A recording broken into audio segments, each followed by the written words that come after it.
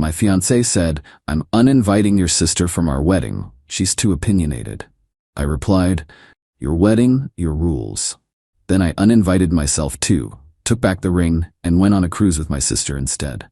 Her frantic messages started when the venue, original post I, 35 male, proposed to Madison, 32 last year after 3 years together. Everything seemed perfect until wedding planning turned her into someone I didn't recognize. Or maybe it just revealed who she always was. My sister Haley, 38, is my only family. Parents died in a car accident when I was 22. Haley basically raised me through my 20s, helped me finish college, was there through everything. She's direct, honest, sometimes blunt, but always has my back. Madison never loved that about her. The wedding was set for next month. Madison's family was handling most of the planning since they insisted on this massive 250-person event. I was paying for about 60% of it though, roughly $45 of my savings. The venue alone was $15, already paid in full. Last Tuesday, Madison sat me down with her wedding coordinator face on. "Madison, we need to talk about Haley." "What about her?" "Madison, she's been really difficult during planning, always has opinions about everything. She's offered like 3 suggestions total, about the flowers, the music, and whether we really need gold-plated chargers." Exactly. It's not her wedding, and at the rehearsal dinner planning, she actually questioned why we need a 7-course meal. Because we don't, it's $200 per person for 80 people. That's not the point, Derek. She makes me uncomfortable. She judges everything. That look she gives me. What look? Like I'm not good enough for you, like she's waiting for me to mess up. I sat there processing this. Haley had mentioned privately that Madison seemed to be going overboard, but she'd been nothing but supportive to Madison's face. "Madison, I've made a decision. She's uninvited from the wedding." I actually laughed. Thought it was a weird joke. "That's funny. I'm serious. My wedding, my choice. She can watch the live stream. Madison, she's my only family. She's supposed to walk me down the aisle since my parents can't." "Madison, your cousin Brad can do it. I've met Brad twice in my life." "This is about our future, Derek. I need you to support me. She makes me anxious on what should be the happiest day of my life." I stared at this woman I thought I knew, really looked at her. "You know what? You're absolutely right." Brightening up. "Really? Thank you, baby. I knew you'd understand. Your wedding, your rules." "Our wedding, silly." "No, apparently it's yours. And since it's your wedding, you don't need me there either." Her face went through about 6 expressions in 3 seconds. "What are you talking about?" Standing up. "I'm uninviting myself from your wedding. Derek, don't be dramatic." "Me, I'm not. You want a wedding without my family? Have at it." I walked to our bedroom, opened the safe, and pulled out the ring box with the receipt. Following me. "What are you doing?" "Me taking back my grandmother's ring. Your wedding, your ring to provide." "You're being ridiculous. It's just one person. The one person who's been my rock since I was 22. The one person who helped me become someone worth marrying." "But sure, just one person." "Fine, she can come." "God, I didn't know you'd throw a tantrum." "Nope, too late. You showed me who you are. Someone who'd isolate me from my family because they ask reasonable questions about spending." Packed a bag while she alternated between yelling and crying. Her mom called within an hour. Then her dad. Then her sister. My phone blew up. Went straight to Haley's place. She opened the door, took one look at my face and bag, and just hugged me. "Haley, want to tell me what happened?" Told her everything. That woman. I knew something was off when she insisted on a chocolate fountain that costs $2,500. "I need a vacation." "Funny you mention that. Remember that cruise I booked for next month? My friend just canceled. Want to be my +1? The cruise was the same week as the wedding. Perfect. Update 1. 3 days later, Madison's entitlement escalated fast. First came the reasonable texts. "Can we please talk like adults? You're overreacting. Don't throw away 3 years over one disagreement." Then the manipulation. "I can't sleep. You've ruined everything. How could you do this to me?" Then the threats. "If you don't come back, I'm keeping the deposits. I'll sue you for emotional distress. You'll regret this." I only responded once. "Per our discussion, it's your wedding. Handle it however you want. But here's where it gets good. Madison's dad, Richard, called me Thursday morning. Richard, son, what's this about you abandoning my daughter? I didn't abandon anyone. She uninvited my only family from the wedding. I uninvited myself. That's absurd. You don't cancel a wedding over one guest. I agree. That's why I couldn't believe Madison would uninvite my sister over her asking if we really needed chocolate swans. Chocolate swans. The $3,000 chocolate sculpture she ordered last week. Didn't she tell you? Silence. How much have you paid for this wedding, Derek? About $45 so far. 45. She told us you were contributing a little. Me, I have receipts if you need them. That won't be.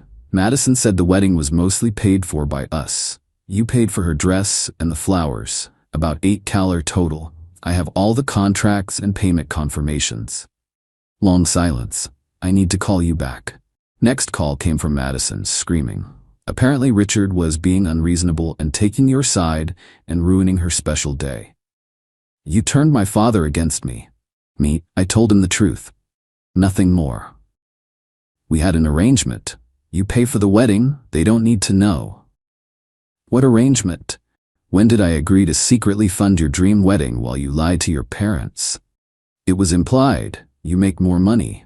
And you make financial decisions unilaterally, like uninviting family members from events they're paying for.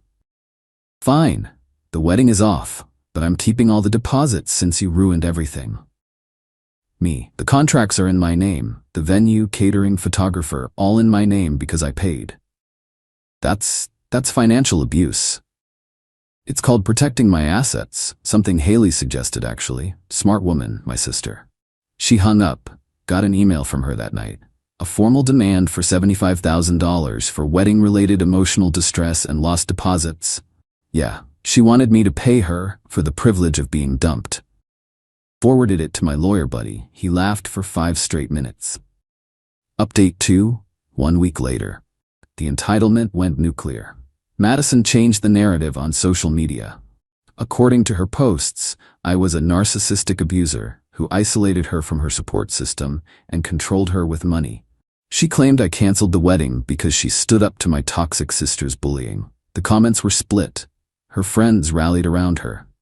Mutual friends who knew Haley were confused. Then Madison made a critical error. She posted, "After everything I sacrificed for him, Derek refuses to even cover the deposits for the wedding he insisted on." Haley commented, "The wedding with the $3,000 chocolate sculpture? The one where you uninvited his only family? That wedding?" Madison deleted it, but screenshots were already circulating. Her mom, Patricia, called next. "Patricia, Derek, we need to discuss the financial situation." Me, "There's nothing to discuss." Madison says you're refusing to pay the vendors. Me, "I'm canceling the contracts that are in my name. She's welcome to rebook them herself. But the deposits are being returned to me minus cancellation fees. Most vendors have been understanding given the circumstances." Understanding? I explained the bride uninvited my only family and I'm no longer getting married. Several offered partial refunds out of sympathy. That's private family business. Me, so was the $45 I spent apparently. Then came the twist. Madison showed up at my office Thursday. Security called up and I reluctantly agreed to meet her in the lobby. She looked rough, hair unwashed, no makeup, yoga pants. The Madison I knew would never leave the house like this. Madison, "Derek, please, I'm sorry about Haley. She can come. She can be in the wedding party." Me, "There is no wedding." "Don't say that. We can fix this." "You told your parents I was financially abusing you." "I was hurt. I didn't mean it." "You demanded $75,000 for emotional distress." "I was angry." "Please, the venue won't refund without your signature. It's $15,000. "I know. I already got the refund, minus the $2,000 cancellation fee." Her face went pale. You got the money?" "Yesterday, the venue was very understanding when I explained the situation." "Madison, but that was our money." "Me, no, it was my money that I was going to spend on our wedding. No wedding, my money." She actually stomped her foot like a toddler. "You can't do this. I already told everyone. The invitations went out." "Then untell them. Your wedding, your problem." Security started approaching. Madison grabbed my arm. I'll sue you. Breach of promise. You proposed. And you accepted. Then you uninvited my family. Contract void due to your breach of the implied covenant of good faith. My lawyer buddy prepped me for that line. Her face was priceless. Madison, I hate you. Me. Okay. Security escorted her out. She screamed the whole way about true love and second chances. Update 3. 2 weeks later, the extinction burst, yes, I learned the term, was spectacular. Madison tried everything. 1. Sent her brother Trent to talk sense into me. Trent basically threatened to kick my ass if I didn't man up. I recorded the whole thing and sent it to my lawyer. Trent backpedaled real quick when he got a cease and desist letter. 2. Created fake Instagram accounts to message me about karma and how I'd die alone. Haley responded to each one with vacation cruise brochures and looks fun, will think of you. 3. Tried to get me fired by calling my company claiming I was emotionally unstable and threatening self-harm. HR did a welfare check, found me planning cruise excursions with Haley during lunch and flagged Madison's number as harassment. 4. The masterpiece. She white-dressed showed up at my apartment at 2 a.m. Sunday, drunk with her friend Ashley. Rang the doorbell nonstop. Building security camera caught everything. Madison slurring, Derek, open up, we need closure. Ashley, this is so romantic like a movie. I'm taking him back. He needs forgiveness. You're so generous. Cops arrived. Madison tried to claim she lived there. Cops asked for ID. Address didn't match. She then claimed we were basically married, so it was her home too. Cops were not impressed. Got a call at 3 a.m. from the station. Did I want to press charges for harassment? Has she learned her lesson? I asked. She's demanding we arrest you for theft of wedding deposits, the officer said, sounding tired. Then no, she hasn't. Yes, I'd like to press charges. Madison spent the night in holding. Richard bailed her out Monday morning and called me immediately. Richard, was that necessary? Was showing up drunk at 2 a.m. necessary? She's heartbroken. She's harassing me. This is the 4th incident in 2 weeks. 4th? Sent him the cease and desist letter his son got, the HR complaint, and the Instagram harassment screenshots. Jesus Christ. I had no idea. She needs help, Richard. Professional help. I'm starting to see that. The money thing still bothers me. Want to know what bothers me? She told me you were poor. That's why I needed to pay, that your business was failing. What? I own 16 furniture stores. I know that now. She said you were too proud to admit you couldn't afford the wedding. That manipulative? I'm sorry, Derek. I really am. Me too. The restraining order was approved Thursday. Madison is not allowed within 500 feet of me, my workplace, or my residence. Update 4. The cruise week, would-be wedding week. Haley and I left for the cruise 3 days before the would-be wedding date. Turned off my phone, left it in the cabin safe, and just breathed. The first 2 days were perfect. Sun, ocean, unlimited shrimp cocktail. Haley and I did dorky tourist things. Towel animals, formal night photos, trivia contests. She won a ship trophy for naming the most Hitchcock films. I killed it at pool volleyball. Day 3, Haley's phone exploded. She'd forgotten to turn off notifications. Haley, you need to see this. Madison had gone ahead with the wedding. Yeah, you read that right.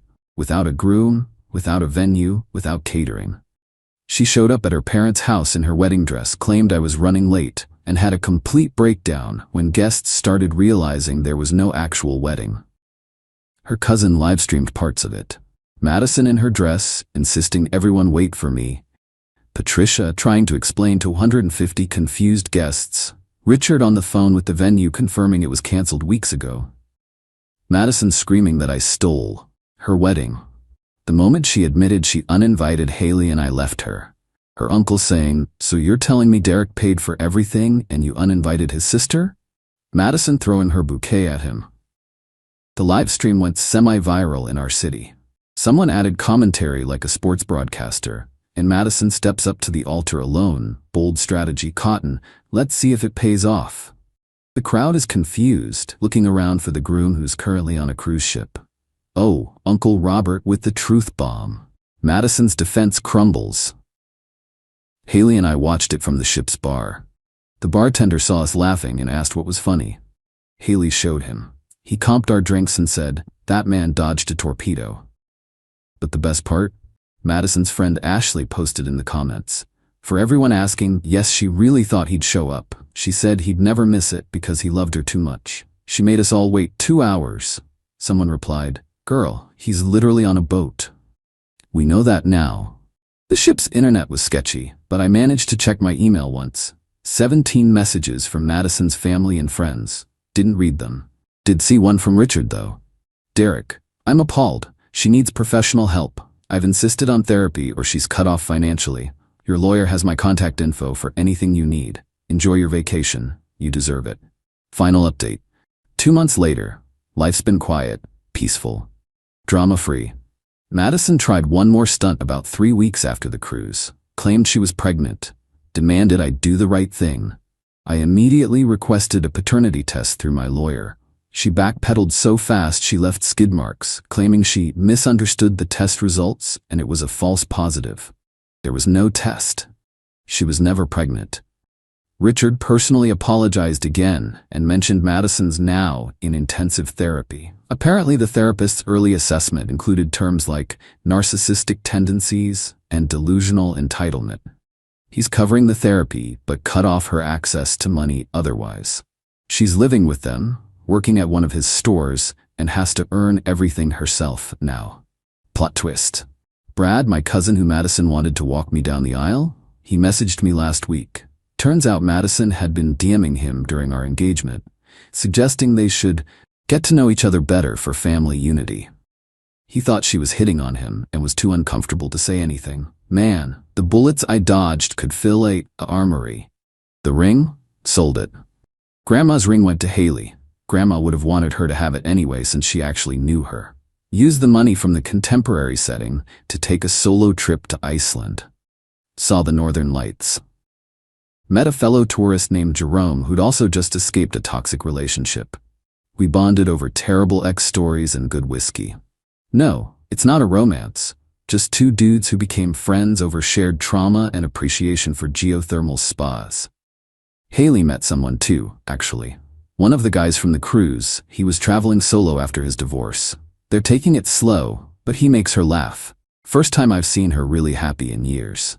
The money I saved from the canceled wedding? Invested most of it. The rest went to clearing Haley's student loans. She cried, said I didn't have to. I said neither did she when she spent her 20s raising me instead of living her life. Madison still texts from random numbers occasionally, usually around 1 a.m. Things like, "I miss us," "You were my person," "No one understands me like you did." I don't respond. Just screenshot and forward to my lawyer for the file. The restraining order's still active. Last week, a mutual friend mentioned Madison's been telling people I was the one who got away, and that she learned so much from our relationship. Learned what? That you can't uninvite someone's only family and keep the someone? That took therapy to figure out? But honestly, I'm grateful. Not for the pain or the drama, but for the revelation. Madison showed me exactly who she was in time for me to avoid legal entanglement. Imagine if this happened after marriage. With kids, with shared property. My sister saved me just by existing and asking reasonable questions. Madison couldn't handle someone who wouldn't just nod and go along with her every whim. The mask slipped, and I saw the real person underneath. Worth every penny of those lost deposits. Oh, and that venue that refunded most of my money?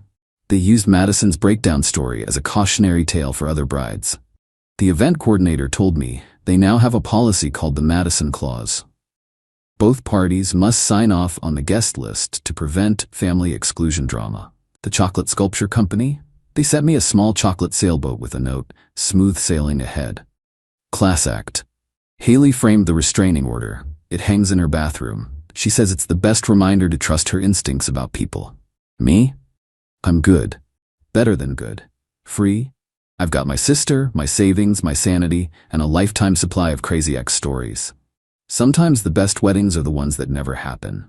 Madison, if you somehow find this, your wedding, your consequences. Hope therapy helps. Stop texting me at 1 a.m. and maybe stop telling people you're basically engaged to guys you've been on 2 dates with. Yeah, Robert told me about that. It's creepy. To everyone else, when someone shows you who they are, believe them the first time. And if they try to separate you from family who's only looking out for you, run. Don't walk. Run. Trust your gut. Trust your family. And always, always get everything in writing. Peace out.